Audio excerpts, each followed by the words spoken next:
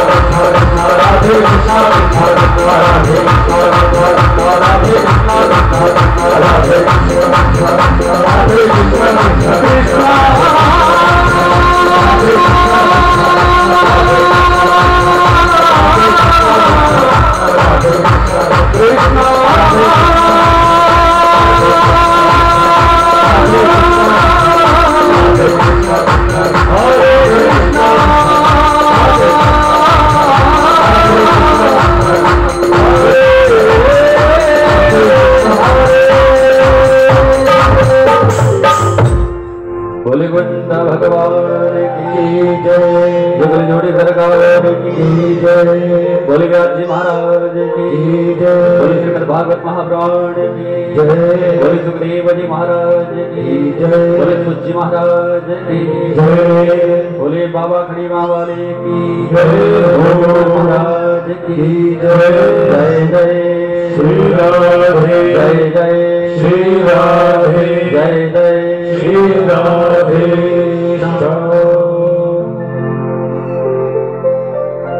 परम मंगलमय प्रातः अखिलेश्वर अकारण करुणा वर्णाल्य भक्तवांछा कल्पतरु पड़ित केंद्रित पीतांबरधारी बाल कृष्ण प्रभु की वांगमय प्रतिमूर्ति श्रीमद् भागवत महापुराण के तृतीय दिवस में पधारे हुए मंच पर उपस्थित विप्र बंधुओं तथा मां सरस्वती के कृपा पात्र मां सरस्वती भगवती चरणानुरागियों तथा पंडाल में उपस्थित भक्तिमती माताओं तथा भगवत चरण अनुरागी बंधुओं बालकम बच्चों तथा भगवत स्वरूप संत महात्मा, आप सभी को व्यासपीठ की तरफ से राधे राधे राधे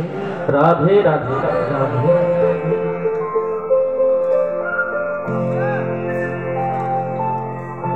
जन्मांतरेण भवेत पुण्यं तदा भागवतं लभे। मैं हर दिन यही कहता हूं कि हमारे जन्म जन्मांतर के भाग्यों का उदय हो गया है। जो हमें भगवान की है मंगलमय कथा सुनने को प्राप्त हो रही है और जिन पर भगवान की विशेष कृपा होती है वही इस पंडाल तक पहुंच पाते हैं।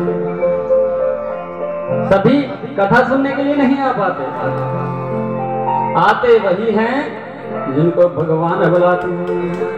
जिनको भगवान बुलाते हैं वही भागे भागे आते हैं। ऐसा तो नहीं कि इस गांव में इतने ही लोग हैं, बहुत सारे लोग यहाँ रहते हैं परंतु सभी पंडाल में नहीं पहुंच पाते। बहुत से व्यक्ति ऐसे भी होंगे जिन्होंने मन में यह संकल्प किया होगा कि महाराज अभी डेरे में थोड़े दिन बाद कथा प्रारंभ होगी तो हम 7 दिन छुट्टी लेकर के भगवान की कथा सुनेंगे। मन में संकल्प लेके बैठे होंगे परंतु जब कथा प्रारंभ हुई, अरे महाराज हमें अमुक काम पड़ गया, इस काम से हमें बाहर जाना पड़ गया और 7 दिन तक समय लगेगा ही नहीं। बोले गोविंद भगवान की, क्योंकि भगवान नहीं चाहते कि वो इस पंडाल में पहुंचे। पंडाल में तो वही आएगा जिसे गोविंद बुलाना चाहेंगे, क्योंकि यह स्वर्ग का जो अमृत है उससे भी बहुमूल्य अमृत है। इसे भगवान आसानी से किसी को पीने नहीं देते। पीते वही हैं जिन्हें भगवान पिलाना चाहते हैं। तो जो पंडाल में बैठे हुए हैं वो अपने भाग्य को बड़ा अच्छा समझे कि भगवान की बड़ी कृपा है। और कुछ लोग तो ऐसे हैं 3 दिन से हम देख रहे हैं कि सुबह शाम यहीं पर रहते हैं, ब्राह्मणों की सेवा भी कर रहे हैं, संत महात्माओं की सेवा भी कर रहे हैं। एक बार बोलने की देर है, महाराज हमें यह वस्तु चाहिए, अभी मुख से निकलता नहीं कि थोड़ी देर में ही लेकर के पहुंच जाते हैं। बोले गोविंद भगवान की जय हो। और मेरा भी बड़ा सौभाग्य है कि मुझे यह कथा करने का सौभाग्य प्राप्त हो रहा है और ऐसे स्थान पर जहां पर महात्माओं की पुण्य भूमि है, जहां पर हर समय महात्मा लोग अपना डेरा लगाए रहते हैं, भगवान का भजन करते रहते हैं। और ऐसे महात्माओं ने मुझे इस कथा को करने का लाभ दिया। भले गोविंद भगवान की जय। तो मैं तो यह मानता हूँ कि आपके ऊपर तो विशेष कृपा है ही, परंतु आपसे अधिक कृपा मेरे ऊपर भी है। बोले गोविंद भगवान की जय हो। भगवान जब भी मिलते हैं, भगवान जिसे भी मिलते हैं, कल मैंने कथा में सुनाया था कि भगवान उसी को मिलते हैं जिसका मन निर्मल हो, जिसके मन में छल कपट ना हो। क्योंकि तुलसीदास जी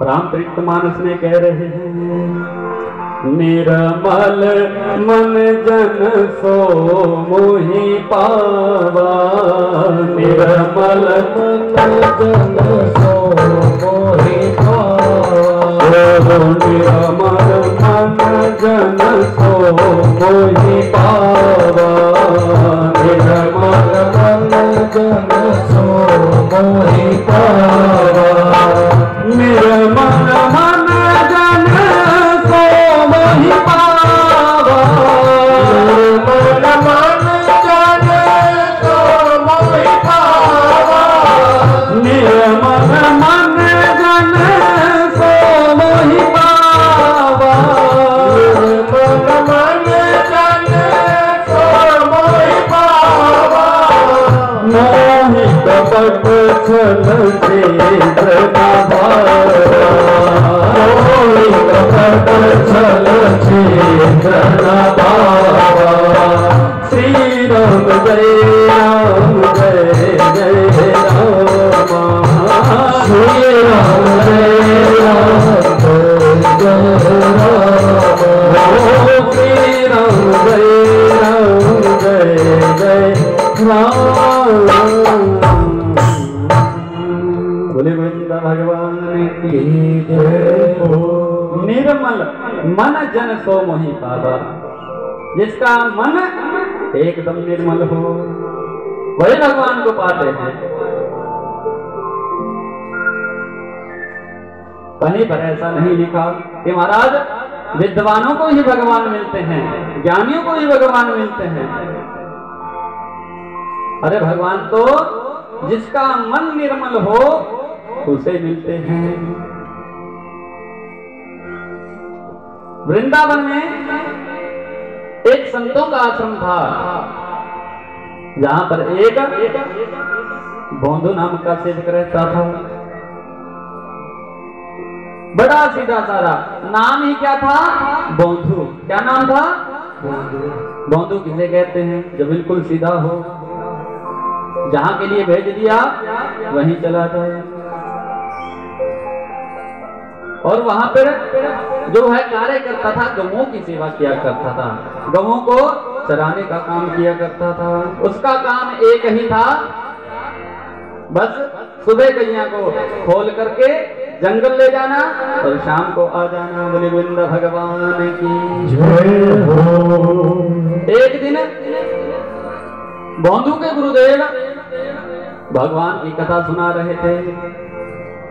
उस दिन बोंधु भी बेचारा कथा सुनने के लिए बैठ गया। अब गुरुदेव कथा सुना रहे हैं कि वृंदावन के उन जंगलों में भगवान गैया चराने आते हैं। अब बोंधु कथा को सुन रहा है। अब गुरुदेव तो बात कर रहे हैं द्वापर युग के, पर बोंधु को ऐसा लग रहा है कि गुरुदेव कह रहे हैं कि आज कल भी आते हैं। क्योंकि सीधा था, उसे यह तो पता नहीं कि कथा हो रही है। उसे तो यह है कि गुरुदेव बता रहे हैं कि वृंदावन के वनों में भगवान आज भी गैया चराने के लिए आते हैं। बोंधु मन में सोचने लगा, अरे मैं भी तो रोज उन्हीं वनों में गैया को चराने के लिए जाता हूं, पर मुझे तो आज तक मिले ही नहीं। मुझे क्यों नहीं मिले? क्योंकि मैं भी उन्हीं जंगलों में रोज जाता हूं, पर भगवान का दर्शन कभी नहीं हुआ। गुरु जी कह रहे हैं जो भगवान है वह सर पर मोर मुकुट पहनते हैं, सांवली सी सूरत के भगवान हैं, बड़े प्यारे भगवान देखने में हैं।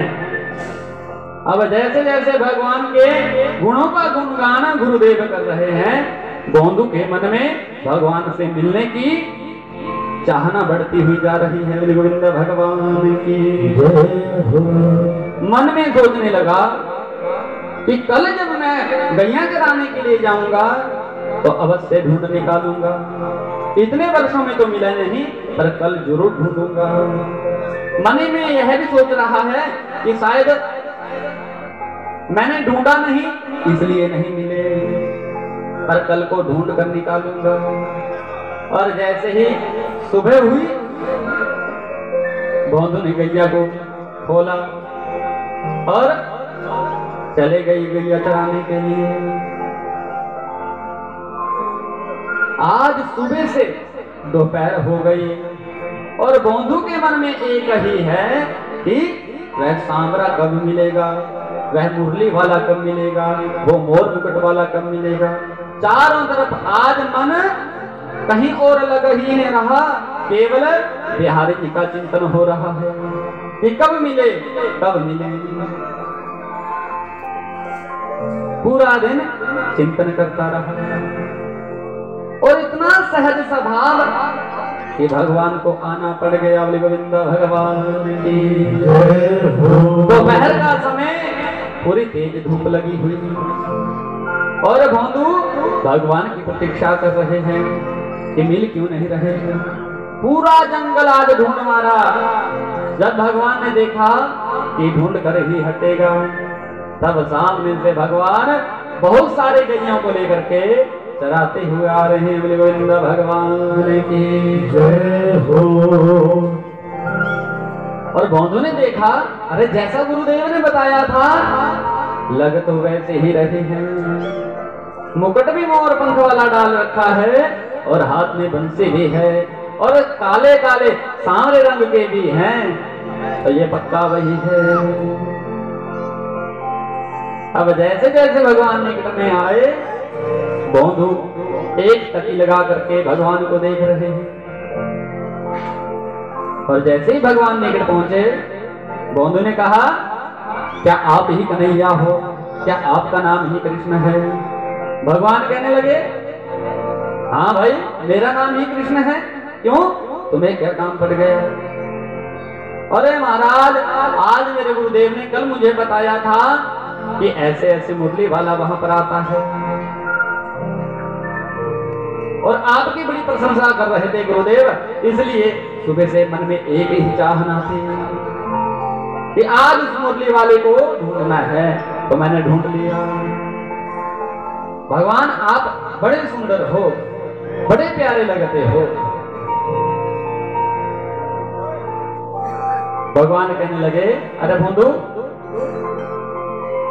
भोजन का समय भी हो रहा है, तुम्हारे पास यदि कुछ खाने के लिए है तो मुझे बड़ी भूख लगी हुई है। गोंदू कहने लगा, महाराज भोजन तो है मेरे पास। कन्हैया कहने लगे, तो गोंदू थोड़ा भोजन करा दे। भगवान को लेकर के गोंदू वृक्ष के नीचे बैठ गए। अब गोंदू और भगवान ने भोजन किया। अब रोज गोंदू आता, भगवान भी उसके साथ आते। आश्रम से गोंदू आता, भगवान अपने लोक से आ जाते। पूरा दिन बातें करते, खेलते कूदते। एक दिन गोंदू कहने लगा, कन्हैया मैं चाहता हूं कि आप मेरे साथ आज आश्रम में चलें। कन्हैया ने कहा, देखो गोंदू, मैं कहीं जाने वाला नहीं हूं। अरे ऐसा क्यों कहा ना? क्योंकि मैं सिर्फ तुम्हें ही दिखाई देता हूं, बाकी किसी को मैं दिखाई देने वाला नहीं हूं। अब वही भोजन का टाइम हो रखा है, दोनों बैठे हुए हैं और आगे भोजन खोल रखा है। अब गोंदू ने अपनी रोटी को पकड़ लिया। देखो कन्हैया, आज भोजन तभी मिलेगा यदि मेरे गुरुदेव को भी दर्शन दो। कहना लगे कहने, अरे गोंदू देख मैंने तुझे पहले ही कह दिया कि मैं तुम्हारे सिवा किसी को भी दिखाई नहीं देता, मैं सिर्फ तुमसे मिलता हूं। बौंध ने कहा मुझे इससे कुछ नहीं लेना, बताओ यदि मिल सकते हो तो चलो मेरे साथ, नहीं मेरे भोजन को हाथ नहीं लगाना, क्योंकि जब मेरे गुरुदेव से तुम नहीं मिल सकते तो ये भोजन भी तो उन्हीं का दिया हुआ है, उन्हीं के आश्रम से ये भोजन आया है जो तुम रोज कर रहे हो। कन्हैया ने कहा देख बंधु, मुझे इससे कोई लेना देना नहीं, मैंने साफ साफ मना कर दिया कि मैं जाने वाला नहीं। अब बंधु रूठ गया, बंधु ने अपनी रोटी बांधी और कन्हैया से दूर चले गए। अब जैसे जैसे बंधु जा रहा है भगवान से रहा नहीं जा रहा है, क्योंकि बंधु का जो मन है इतना निर्मल है कि उसमें किसी प्रकार का ना कपट है ना द्वेष है। निर्मल मन जन सो मोहि पावा, बिल्कुल निर्मल मन। बंधु जैसे जैसे दूर जाने लगा, भगवान के मन में ऐसा भाव आया कि जैसे भगवान का संसार छूट रहा हो, भगवान की सारी संपदा छूट रही हो। भगवान इतने आतुर हो गए। जब बहुत दूर जाकर के बंधु चला गया, भगवान को लगा कि अब लौटने वाला नहीं है। भगवान पीछे से थोड़े बोले गोविंदा भगवान की, पीछे से दौड़ करके बंधु की पीठ पर लटक गए, बोले गोविंदा भगवान की जय हो। बंधु की पीठ पर लटके, अरे बंधु तू रूठ गया, अरे कन्हैया जब मैंने कहा है कि मेरे गुरु को दर्शन देना है तो देना ही पड़ेगा। अरे बंधु तू जहां चाहता है ले चल, क्योंकि तेरे से मेरी इतनी मित्रता हो गई कि अब मैं तेरे बगैर रह नहीं सकता। बोले गोविंद भगवान की जय हो। और आज बंधु के गुरुदेव बंधु को देख रहे हैं और बंधु अपनी पीठ पर कन्हैया को लेकर के आ रहे हैं। बोले गोविंद भगवान की जय हो। जैसे ही गुरुदेव ने देखा कन्हैया की छवि को देख करके गुरु जी को तो चक्कर आ गया और धरती पर गिर पड़े। बंधु ने कहा कन्हैया ये गुरुदेव को क्या हो गया। तब भगवान ने हाथ रखा गुरुदेव के सर पे और गुरुदेव खड़े हो गए। तो गुरुदेव ने कन्हैया को प्रणाम नहीं किया, पहले बंधु को प्रणाम किया। अरे बंधु मैंने सोचा था कि ज्ञान से भगवान मिलते हैं, मुझे क्या पता कि भगवान तो सहजता से मिलते हैं, सरलता से प्राप्त होते हैं, जिसका मन निर्मल हो उसे मिलते हैं। और आज गुरुदेव की आंखों से पानी आ गया। तो भगवान जरूरी नहीं है बड़े बड़े वेद मंत्र जिसे आते हों उसी को भगवान मिलते हैं। भगवान तो निर्मल मन से प्राप्त हो जाते हैं। भगवान कण कण में व्याप्त हैं, जहां पर आपकी निष्ठा हो जाए वहीं से भगवान प्रकट हो जाते हैं। और रामचरितमानस में तुलसीदास जी कहते हैं हरि व्यापक सर्वत्र समाना, हरि व्यापक सर्वत्र समाना, ओ हरि व्यापक सर्वत्र समाना, हरि व्यापक सर्वत्र समाना, हरि व्यापक सर्वत्र समाना, हरि व्यापक सर्वत्र समाना, हरि व्यापक सर्वत्र समाना, हरि व्यापक सर्वत्र समाना, प्रेम से प्रकट होई पहचाना, प्रेम प्रकट होई पहचाना, श्री राम जय राम जय जय राम,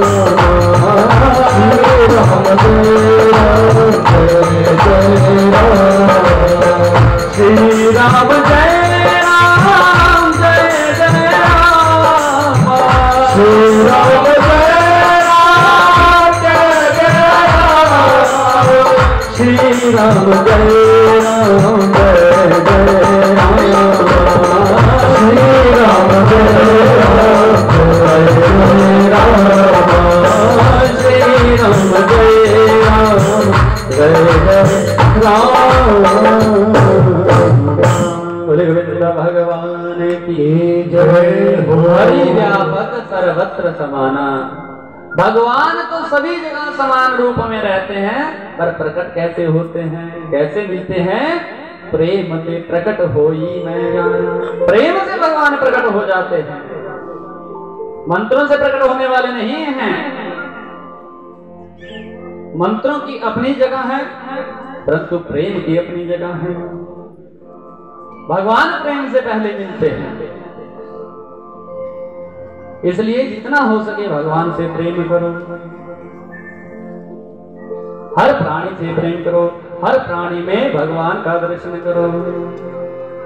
जब घर में झाड़ू लगाते हो तो ये सोचकर झाड़ू मत लगाया करो कि हम घर में झाड़ू लगा रहे हैं। यह मन में भाव रखो कि भगवान के मंदिर में झाड़ू लगा रहे हैं, तब वो घर भी मंदिर हो जाएगा। भोजन बना रहे हो तो ये मत सोचो कि अपने लिए भोजन बना रहे हैं, भगवान के लिए भोजन बना रहे हैं, तब वो भोजन भी भगवान का प्रसाद हो जाएगा। भाव ही तो बदलना है, बनाना तो फिर भी खाना ही है, परंतु जब भाव बदल जाएगा तब वही भोजन प्रसाद बन जाएगा।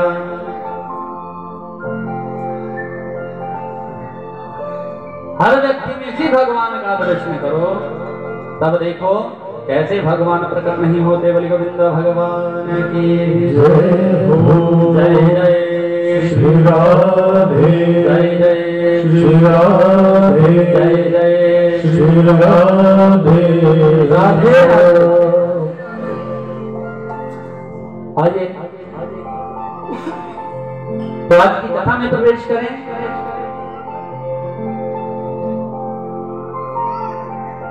व्यास जी महाराज बड़े चिंता में बैठे हुए हैं और उनका मन बड़ा व्याकुल हो रखा है। इतने में नारद जी पहुंच जाते हैं। बोले नारद भगवान की जय। मैंने कल भी आपसे कहा कि भगवान जो है, भगवान के मन नारद जी हैं, और आज व्यास जी के पास जैसे ही नारद जी पहुंचे, व्यास जी महाराज ने नारद जी का पाद्य अर्घ आचमन इत्यादि से पूजन किया और भली भांति एक शुद्ध आसन पर बैठाया। तब नारद जी ने पूछा, अरे व्यास जी महाराज, आपका मुख इस प्रकार लटका हुआ क्यों है? क्यों आपका मुखमंडल चिंता आतुर दिखाई दे रहा है? आपके पूजा पाठ में किसी प्रकार का कोई विघ्न तो नहीं है? आपकी नित्य क्रियाओं में कोई विघ्न उपस्थित तो नहीं हो रहा है? भगवत सेवा में, संतों की सेवा में, ब्राह्मणों की सेवा में कोई विघ्न तो नहीं आ रहा? व्यास जी महाराज ने कहा, अरे नारद जी महाराज, जो कुछ आपने पूछा उसमें किसी प्रकार का कोई विघ्न नहीं है। नारद जी पूछने लगे, फिर क्या बात है व्यास जी महाराज, आपका मुखमंडल क्यों लटका हुआ है? तब व्यास जी महाराज ने कहा कि महाराज, मैंने बड़े बड़े ग्रंथों की रचना की, बहुत कुछ अपनी लेखनी से लिखा, परंतु मेरे मन को शांति नहीं मिल रही है। महाराज, मैंने एक वेद को 4 भागों में बांट दिया, जिससे हो गए ऋग्वेद, यजुर्वेद, सामवेद और अथर्ववेद। एक वेद के 4 भाग किए, परंतु फिर भी मेरे मन को शांति नहीं मिली। फिर मैंने सोचा कि महाराज पंचम वेद महाभारत की रचना की, महाभारत की रचना की,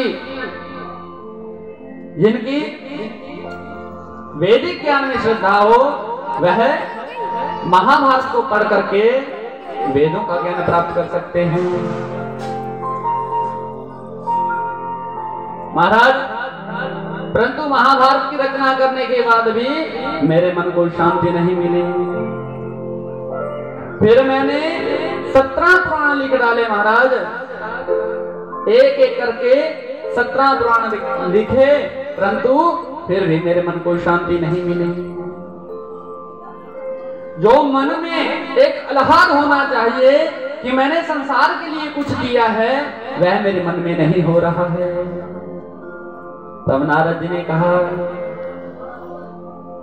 अरे व्यास जी महाराज तो क्यों नहीं हो रहा है? व्यास जी कहने लगे, ये मैं नहीं कह सकता महाराज, मुझे नहीं पता है कि मेरे मन को शांति क्यों नहीं मिल रही। तब नारद जी कहे, अरे व्यास जी महाराज तो हम बताएं कि आपके मन को शांति क्यों नहीं मिल रही। व्यास जी ने कहा, कहिए महाराज। ये सूत जी कहते हैं, श्री नारद उवाच, क्या कहते हैं? श्री नारद उवाच। यदि आप ये ग्रंथ पढ़ोगे तो इसमें जहां पर भी नारद जी का नाम आया, नारद जी बोल रहे हैं, तो केवल ये लिखा नारद उवाच। पर पहली बार इस ग्रंथ में यहाँ पर श्री नारद उवाच आया। क्या आया? श्री नारद उवाच। क्योंकि ये श्री क्यों आया? कि आज नारद जी नहीं बोल रहे। कौन बोल रहे हैं? नारद जी के भीतर भगवान बोल रहे हैं। क्योंकि भगवता प्रोक्तमिति भागवतम, भगवान का कहा हुआ भागवत है। जिसे भी भागवत का ज्ञान दिया और जिसने भी दिया, जो देने वाला है उसके भीतर भगवान ही बैठकर बोलते हैं।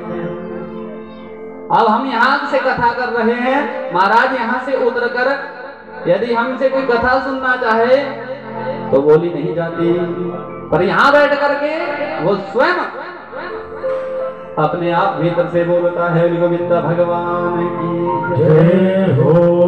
तो आज नारद जी के भीतर भी भगवान बैठे हुए हैं और वेद व्यास जी को उपदेश दे रहे हैं। अरे वेद व्यास जी महाराज, आपने अपनी लेखनी से बड़ा कुछ लिखा, बहुत बड़े बड़े चमत्कार आपने अपनी लेखनी से दिखाए, परंतु महाराज उस काम की कोई विशेषता नहीं होती जिसमें भगवान की कीर्ति और कोमोदी का गान ना हो। निष्काम कर्म भी शोभाशाली नहीं होता जो भगवान से जुड़ा ना हो। जिसमें भगवान से जुड़ने का कोई रास्ता ही ना हो और भगवान की जिसमें लीलाएं जुड़ी ना हो, वह काम भी किसी योग्य नहीं है। इसलिए महाराज आपने वेदों में ज्ञान तो बहुत भरा, पर भगवान की लीलाओं को नहीं गाया। इसलिए महाराज जब तक भगवान की लीलाओं को नहीं गाओगे तब तक मन को शांति मिलने वाली नहीं है। अरे व्यास जी महाराज मेरी तरफ देखिए, मैं पिछले जन्म में एक दासी का पुत्र था। नारद जी बता रहे हैं अपने पिछले जन्म की कथा। किनको? व्यास जी महाराज को। अरे व्यास जी महाराज, मैं पिछले जन्म में एक दासी का पुत्र था। मेरी माता ब्राह्मणों की और संतों की बड़ी भक्त थे, नित्य प्रति संतों की सेवा करती थी।